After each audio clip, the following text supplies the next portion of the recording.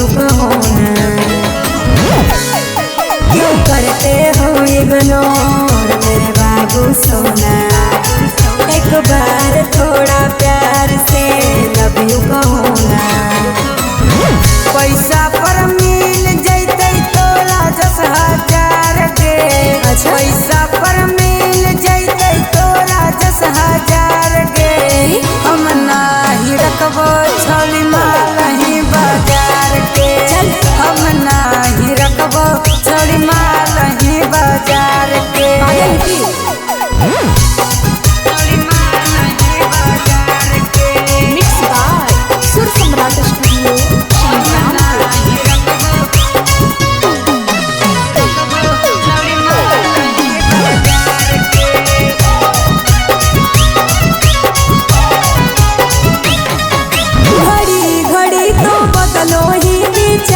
छोड़ा पैसा पर नहीं मिला तो प्यार छोड़ा, प्यार छोड़ा बुझले।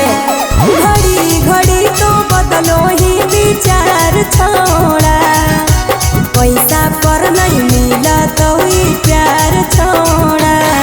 तोरो से सुनर पटाई लेबो हम चीज की ही देखाई देबो, रहबो नहीं फेरा में अब तोरा 10 छिनार के। रहबो नहीं फेरा में अब तोरा 10 छिनार के। हम नाही रखबो छौली मालही बाजार के, हम नाही रखबो छौली मालही बाजार के।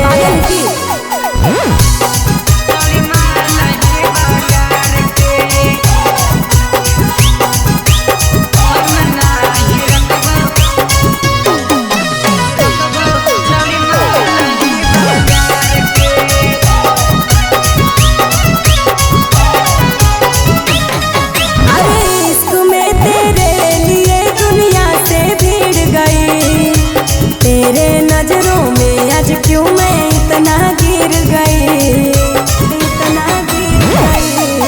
अरे इश्क में तेरे लिए दुनिया से भीड़ गई, तेरे नजरों में आज क्यों मैं इतना गिर गई। दूसरे से चक्कर चला वही